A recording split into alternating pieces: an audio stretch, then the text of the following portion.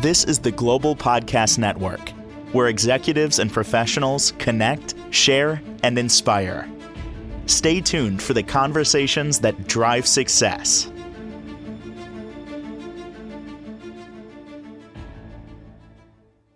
Welcome back to the show, From Trauma to Transformation.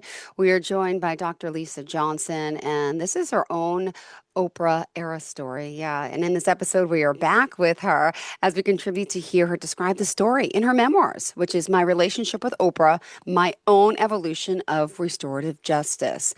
Now, in this section, Lisa continues her work as a family therapist after her appearance on The Oprah Winfrey Show back in 1986 and working in the fields of family violence. Now, Lisa moved to New Mexico, and after a few years working with young children while struggling with her own infertility, Lisa, she returned to her vocation as a family therapist, where her work really evolved toward restorative justice in family homes and schools. Now, little did she know, while she was working in the homes of families with teenagers, on probation, that one of the men convicted in Lisa's own assault case petitioned the Indiana Supreme Courts for DNA testing in hopes of getting out of prison for the crimes committed against Lisa. So today we speak to Lisa and what she was doing in her work and really how it impacted, how she responded when the Innocent Project took on May's case. So how do you come to see the situation through the lens of restorative justice? Thank you. Welcome back. Thank you. So one of the things that evolved over time in terms of my own perspective, so in 96, when Mays petitioned the court, I didn't know yet that was going on. So I was still in the transition to New Mexico and working for a couple of years in the child care center at the University of New Mexico, where I started one class at a time towards getting eventually my PhD in family studies. And while I was working in the child care center was when I was going through some of the most traumatic losses of the pregnancies. I went through two tubal pregnancies, one of which almost killed me. And so that whole experience of trying to start a family while you're working with young children, there was a couple things going on. One is working for the university was very secure and comforting. It also helped me see that there's a community of support for people in my community. The university became a place where I could go to for education, for support, for information. Whatever I was going through in my life, I was researching. So when I was taking one class at a time at the University of New Mexico, I was studying child development and family studies. While I was trying to become a parent, I was looking into the possibility of how does infertility affect families? Or I would take a class on fathers and fathering issues, or I took a class on family management. And I went through a whole, one class at a time as I worked for the university, because the tuition was free. And I kind of felt like if I didn't take a class, I was kind of wasting a benefit. And while I was trying to get pregnant, I thought I would study families, which was my profession anyway. So one class at a time, I kept taking classes, and eventually, even though I moved away from working for the university, I still had the benefit of the University of New Mexico, because at the time my husband worked there as a librarian, and as his spouse, I benefited from the same benefits, so I could continue to work on my PhD coursework, even though I moved to a different job. My first job as a therapist after licensing passed in New Mexico, opportunities opened up again for me to become because I had the experience. I came to New Mexico with the experience towards family. So I feel like I'm getting off track a little bit, but I am talking a little bit about that, that if when I reflect back on what happened when I was an undergrad, I studied how people recover from sexual assault while I was learning child development, while I was studying psychology. Studying to become a counselor, I studied how people overcome this stuff. So it makes perfect sense while I was going through problems with becoming a family that I would also be studying that in my profession. Plus, I worked for the University of New Mexico in their child development program. So it was right there, in front of me every single day. Once I left the University of New Mexico, I moved on as a family therapist to an agency, New Day Youth and Family Services. The juvenile justice program there, now they would call that program multi-systemic therapy, but they didn't Mm-hmm. have that term for what we were doing back then. And what we were doing back then was a team would go into a family where a kid was on probation, maybe first or second offense, and look at what was going on that this kid was getting in trouble and what can we do early on with the family involved to change the direction of that child's life. So kids that had been using drugs or stealing or something like that, once they got arrested once or twice, they got the option of having this intervention program where we had a team, a mentor or a case manager of a young person and with a bachelor's level working up their way into me, the family therapist, would come into the family's home and I would sit on your couch rather than Wow. you sit on my couch. I'm coming over to Interesting. your house and sitting on your couch and talking to the family about what's going on that this kid is getting in trouble. What Yeah. can we do to change in the family and the school? Multi-systemic means you look at this kid in a lot of different contexts. And you don't just take him out of the family and try to get him to change. You look at what's going on in the home and try to change that there. So here's a real foundation for me in terms of restorative justice, in terms of working with kids on probation so they don't turn out like the guys who went to prison for me. So all along, while the people in prison for what happened to me, I'm working with other people trying to make sure this doesn't happen to young kids in the future. So that was some of the first steps towards working towards restorative justice was that job. When I left that job, I left because I was thinking we were going to adopt kids, and we thought maybe we would adopt kids, maybe, Yeah. toddlers or school age kids. So I thought working in families' homes in the evenings wasn't going to work for me. So I started looking for jobs where I could work during the day. And I got a job at University of New Mexico's Programs for Children in their school-based program. So I was a psychotherapist, a family therapist who was that now, instead of in a family's home, I'm in that child's school. So the parents can come and Wow. reach me in the neighborhood school. I started at one school, Montezuma Elementary School, and Reginald Chavez half and half, two elementary schools.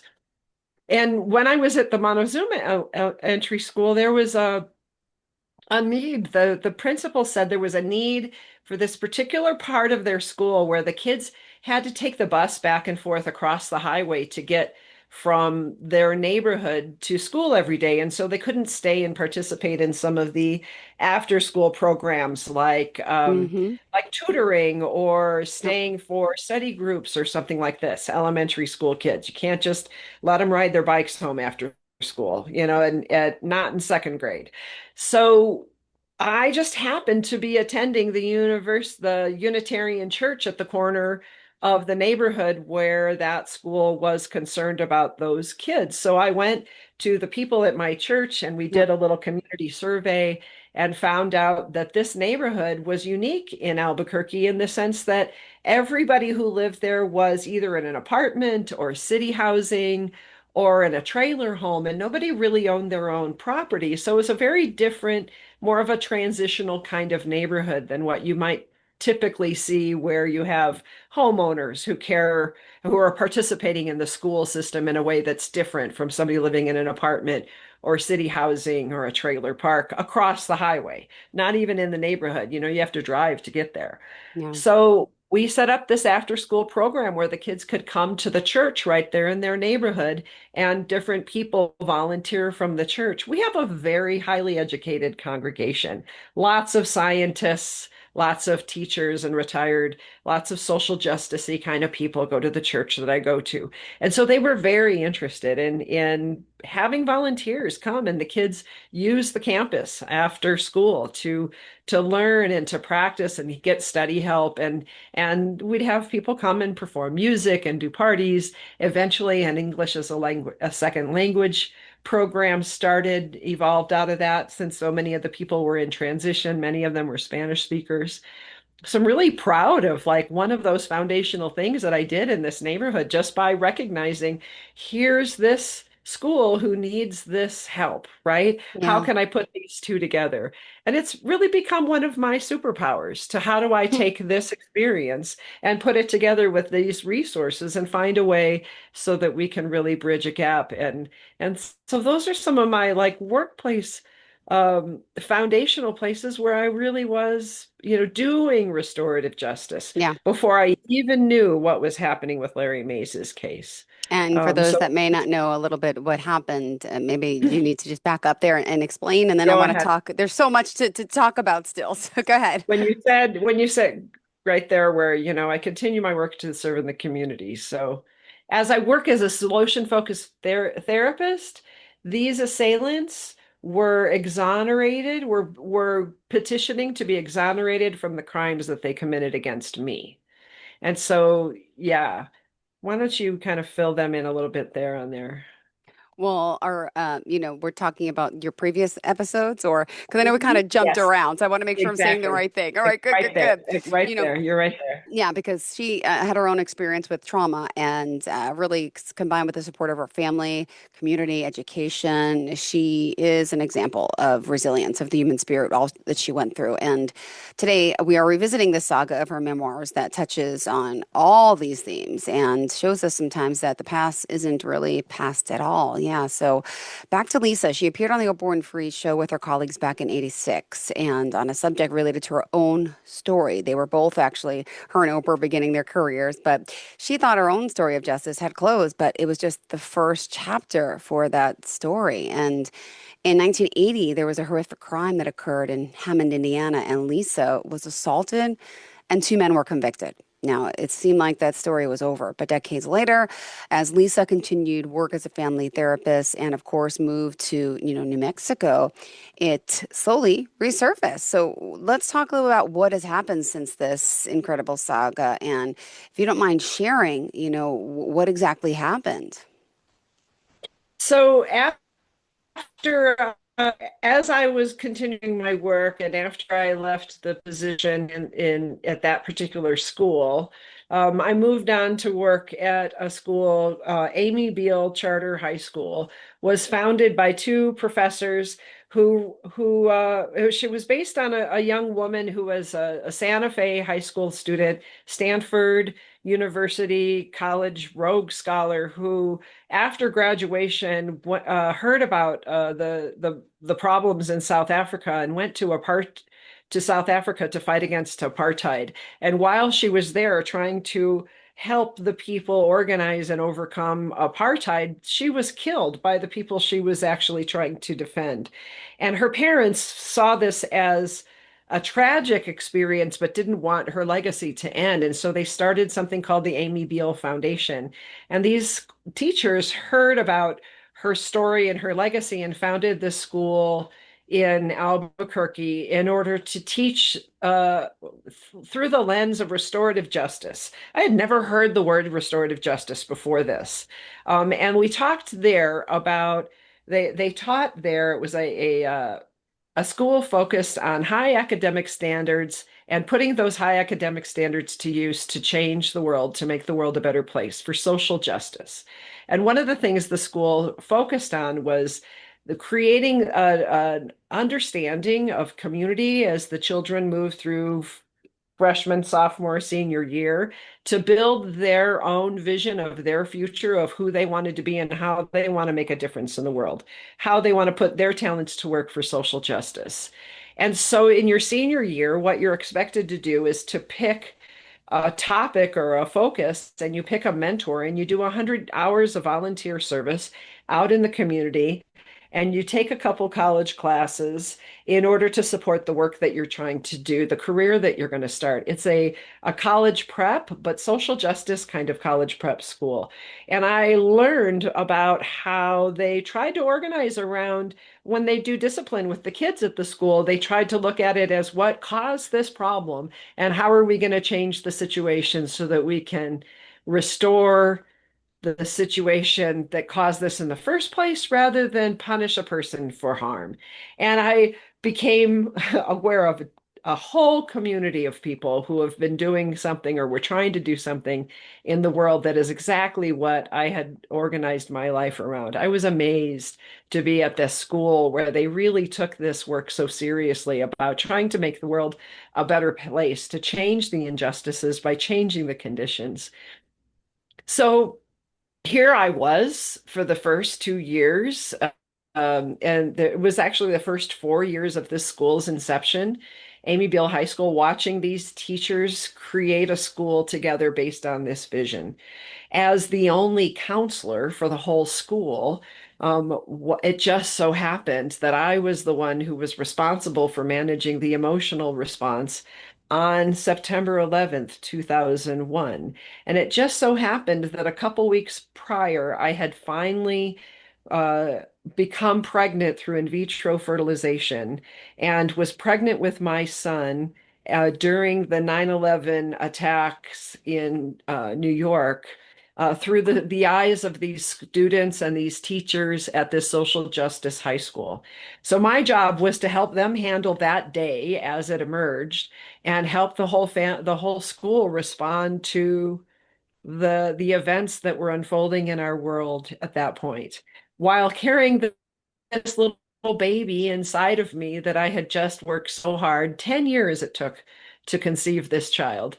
And he was just 7 millimeters big the first time I saw him. And I had that vision as in my mind of him inside of me while I was managing the emotional Wow. reaction to all the people on 9/11, watching the Twin Towers throw up and react to the news. And what I had to do for myself more than anything else is breathe into the belief that this thing that I was creating, this child that was growing inside of me, would be the kind of person that stops this stuff from happening.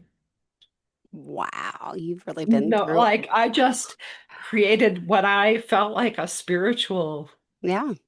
field between me and the emotion, but also the message of love that I'm creating a life. We don't know what I didn't know that day what this world was going to look like. I didn't know yet that Mays had petitioned the court to be one of the first people who had his DNA tested to check to see if it matched his DNA from the rape kit that was collected in 1980. I didn't know any of that yet. Mm-hmm. All I knew was that I was standing there on a turn pointing in history with a life growing inside of me that I could hardly understand what was going to happen next.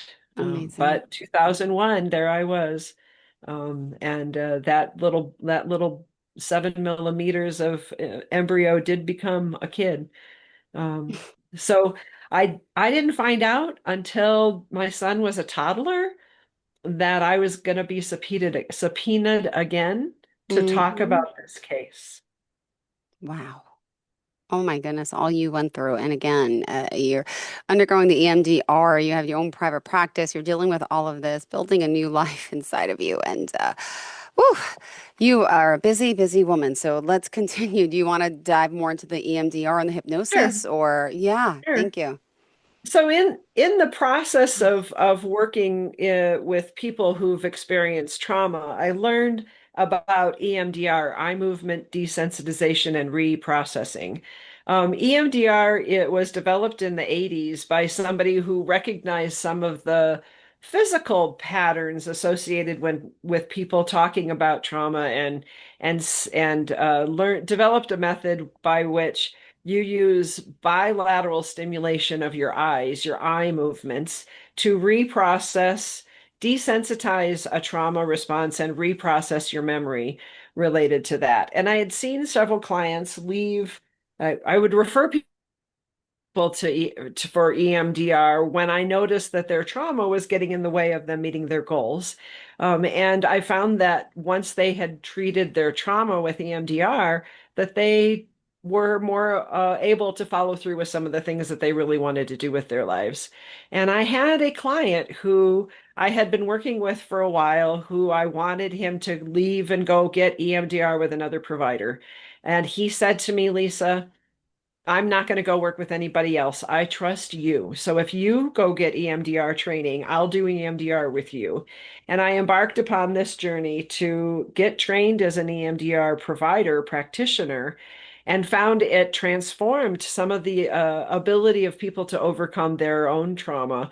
And just like I had seen in cases before, when you go through training, guess what? You have to talk about the things that you've experienced in your life where you have a little bit of trauma. And I had that one experience where I was working at that gas station in 1980, and somebody came in and pointed a gun in my face. And I found that even after years and years and years of talking about this and testifying in court, that doing the EMDR processing allowed my body to release that sensation that is associated with the feeling of being in the middle of the trauma when I was remembering the trauma. That the EMDR processing helped me disconnect that feeling of talking Yeah. about it. I Yeah. had talked Oh, about it and talked about it and talked about it. I had oof. testified in 3 years worth of trials, and I thought I was used to talking about it, but I would always get this reaction where my throat would constrict and I'd have difficulty focusing when the topic would come up. And so I was kind of used to the disruption that was caused by it. And after EMDR training, processing my own memories of that event, that all those symptoms kind of went away. So when I talk about it, I don't get the same level of that I got prior to getting the processing, the EMDR training. Now, I did notice a lot of similarities between the EMDR processing and hypnosis. And the hypnosis that I went through when the detectives there's a lot of things that are similar in hypnosis. You sit in a very comfortable chair, you close your eyes, you focus on your breathing, you relax, you feel safe. I did feel safe with detectives and my father in the room with me. I did feel safe, and you let your body relax so that when you're not afraid, then your mind becomes more pliable. EMDR is shown to create neuroplasticity so that you can reorganize the way you think and feel about traumatic memory so you don't feel the same way about it anymore. So I saw the similarities in my training between EMDR and the hypnosis I had gone through. Wow. So when I was called to testify in the by the Innocence Project about the facts of the case, I wasn't afraid to Wow. tell the truth about what really happened back then because I felt it helped me to recall the facts more clearly. Amazing. What a story, what a journey, and to be talking about it, right? Your life worth journey, your life story. And I know you really are, shall I say, a truth teller, right? And we're going to talk more about that too, if you don't mind, because this whole Innocent Project, right? Did you want to dive into that a little bit too? Yeah, the Innocence Project is a group of lawyers, and they're based in the Chicago area that represent people who feel they've been wrongly imprisoned. And Larry Mays was one of the very first people to petition the Indiana Supreme Court for the rape kit that was collected at the night of my assault in 1980 to be examined to see if it matched him or anybody else. And it turns out that it took them months to find the rape kit. And when they did finally find the rape kit, they've discovered that the DNA that was collected or the in the kit that they found didn't match either of the assailants. In fact, it there was DNA from somebody who was a white man. Now, they did at that point call me and ask me if I remembered who I might have been sleeping with when I was 18 years old and 1980. And I didn't really remember before this traumatic event who I might have been dating, to be completely honest with you, Jill. And I don't know that I could remember after the assault who I might have been dating at that time. But here I was, re-experiencing this question of what happened 1980. And so while they were calling me to talk to me about that Mays had petitioned the court and that they were, proceeding with this investigation and gathering information to respond to his challenge of the conviction, I spilled the beans, I guess, about being hypnotized. And the prosecution had to share that information with the defense, and that information was included. And I was being subpoenaed to testify in the deposition on behalf, not on behalf of anybody. I mean, I guess I'm just answering everybody's questions, right? What really happened back then in 1980? Well, what happened was the detectives brought me in, and my father sat with me in the room and hypnotized me to help me remember specifically the license plate number of the car, that where they were able to find the car because I could remember the license plate under hypnosis, and found evidence like my hairbrush and my ID and the ID of a hitchhiker who had been picked up and sexually assaulted. I remembered his gold tooth. The assailant, Larry Mays, had a gold tooth in his mouth. But when I was hypnotized, what they did is they said, separate this moment where you remember his gold tooth. This is the only moment I saw his gold tooth, where he was right in front of me. I didn't want to remember that moment. Of course. So under hypnosis, they said, disconnect it from this moment and remember his face. And then I was able to identify the pictures. I was able to identify him in a lineup because I wasn't having a trauma response when I was seeing his face in my mind, if that makes sense to you. So the hypnosis really worked to help me recover and be more eloquent and let the other parts of my brain work to remember the license plate number and the details like the gold tooth. So I really was a much better witness. As they proceeded with this, I know we're almost out of time. So I know, and I want to get to all of it. We don't have time. As we proceeded with this, we'll talk next time about how the detective came out and showed me the video, the pictures from the lineup and the pictures that were shown. And I was one of the fastest people to ever identify those people. And so eventually I did go back and share this information along with my father with the Innocence Project and the lawyers, and that was used to help May's case, and he ended up getting awarded $9 million for wrongful imprisonment. But we'll come back to that in a minute too, maybe next time. Yeah, that's a lot. Again, this is only up. We're 2001, 2002 now. We still got 20 more years of this story. We're still in the thick of it, and I can't believe the rest of the story. So everyone, please stay tuned for this next time. In the meantime, Dr. Lisa, how do we contact you?